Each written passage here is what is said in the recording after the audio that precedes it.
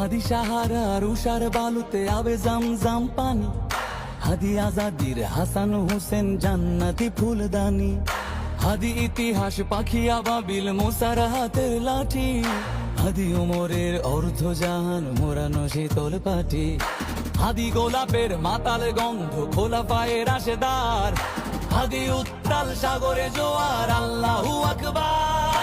আবু বকরের সিদ্দিক থেকে আলোর ঝর্ণা এনে হাদি জেগেছিল তরুণ আলীর সাহসের সুধা টেনে। হাদি আধার পর্দা